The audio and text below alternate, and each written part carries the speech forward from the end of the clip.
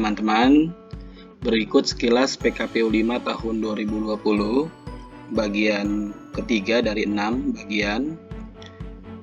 Ini tentang syarat dukungan paslon perseorangan serta SE 20 tahun 2020 perihal tersebut. Jangan lupa subscribe dan like supaya bisa dapat terus konten terkait pemilihan serentak atau pilkada dan pemilu.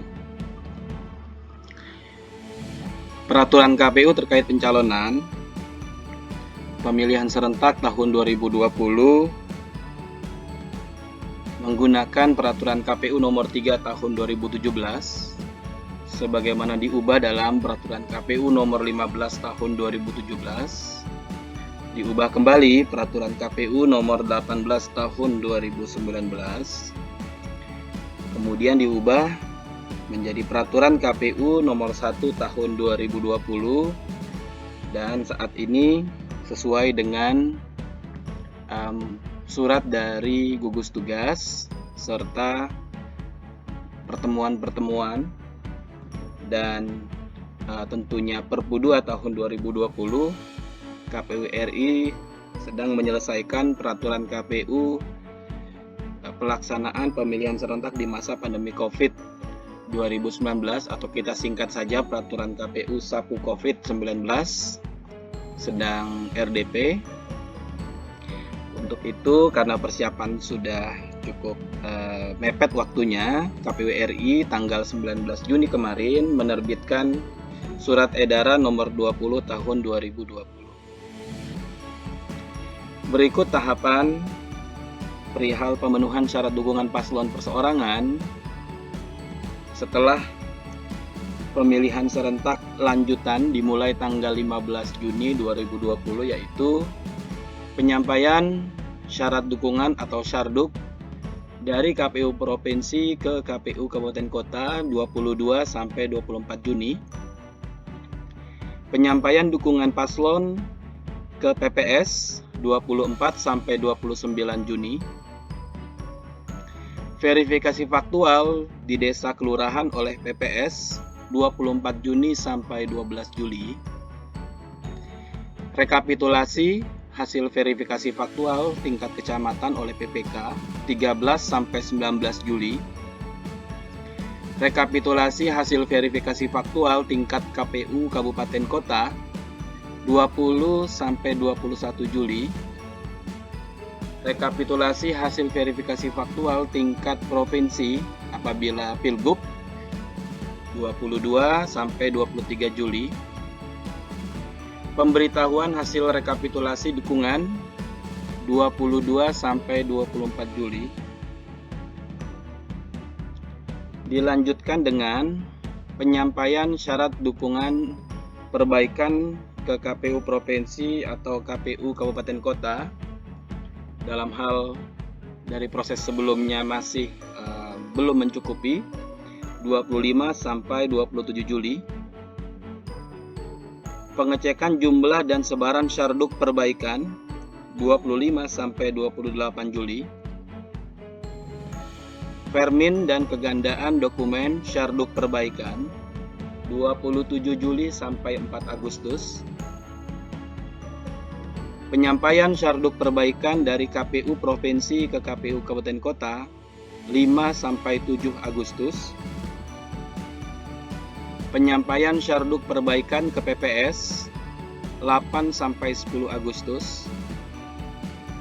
Verifikasi faktual perbaikan tingkat desa kelurahan oleh PPS 8 sampai 16 Agustus.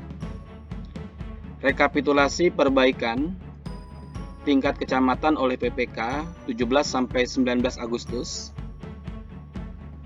Rekapitulasi perbaikan tingkat KPU Kabupaten Kota 20 sampai 21 Agustus. Rekapitulasi perbaikan tingkat provinsi 22 sampai 23 Agustus. Demikian tahapan pemenuhan syarat dukungan pasangan calon perseorangan. Ada tambahan penjelasan yaitu terkait dengan apabila Di desa kelurahan tertentu, syarat dukungan yang harus diverifikasi jumlahnya cukup banyak. PPS dapat mengangkat petugas peneliti dari RT RW setempat sesuai kebutuhan. Ini diatur di PKPU 3 tahun 2017. Silahkan nanti berkoordinasi dengan PPK dan KPU kabupaten kotanya. Wajib berkoordinasi nih ya, tidak boleh ngambil keputusan sendiri. Verifikasi dilakukan fokus untuk 3 hal: tentang kebenaran nama, alamat pendukung, dan dukungannya.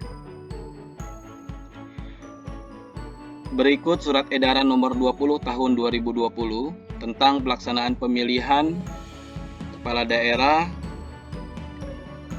serentak lanjutan dalam kondisi bencana non-alam COVID-19. Ada 3 poin di sini. Yang pertama, personil KPU di berbagai daerah sampai badan ad hoc yang sedang menjalankan tugas mengenakan alat pelindung diri paling kurang berupa masker. Mohon rekan-rekan minimal menggunakan masker. Yang kedua, PPS yang sedang melaksanakan verifikasi faktual dukungan bakal pasangan calon perseorangan menggunakan masker, sarung tangan sekali pakai, dan pelindung wajah. Ini 3 APD yang penting untuk digunakan selama kegiatan verifikasi faktual oleh teman-teman PPS. Dan yang ketiga, penyesuaian terkait pelaksanaan kegiatan verifikasi faktual dilakukan dengan prosedur sebagai berikut. Nah, namun sebelumnya ini iklan tentang pentingnya menggunakan APD. Ada pelindung wajah atau face shield, bisa dari mika atau plastik, masker kain, sarung tangan.